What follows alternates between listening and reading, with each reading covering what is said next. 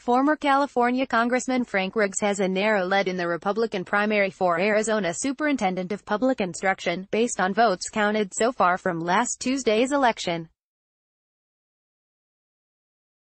But as of Monday evening, Grand Canyon University instructor Bob Branch was trailing Riggs by just 295 votes. A recount will automatically occur if the margin of victory drops to 200 votes or fewer, according to Arizona law. The incumbent superintendent, Diane Douglas, has been stuck in third place.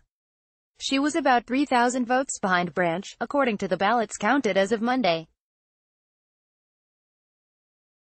Also competing in the Republican primary are Tracy Livingston and Jonathan Gelbart, who fell behind Douglas with 20% and 15% of the vote, respectively.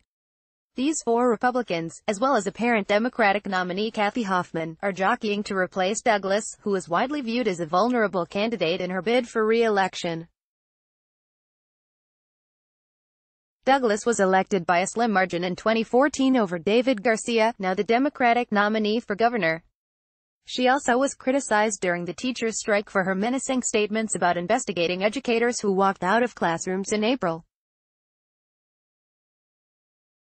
Another weak Republican incumbent toppled in Tuesday's primary was Secretary of State Michelle Reagan. She lost in a landslide to first-time candidate Steve Gaynor, a conservative who advocates increased parental involvement at the Department of Education. Riggs has been heavily involved in charter schools ever since the system was developed in 1990s.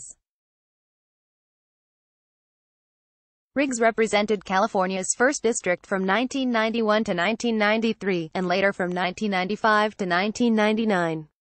As a congressman, he authored the 1998 Charter School Expansion Act, which outlined increased federal financial support for charter schools. He declined to run for re-election in 1998, opting to run for Senate instead. However, Riggs lost in the Republican primary to challenge incumbent Barbara Boxer. Riggs served as the CEO of the nonprofit Charter Schools Development Corporation, which helps newly established charter schools finance and manage their growth. He was also the founding board president of Arizona Connections Academy, an online charter school. This is not his first foray into Arizona politics. Riggs ran in the 2014 Republican gubernatorial primary, finishing in last place with just 4.5% of the vote. In the Democratic primary, political novice Hoffman edged out longtime politician David Shapira.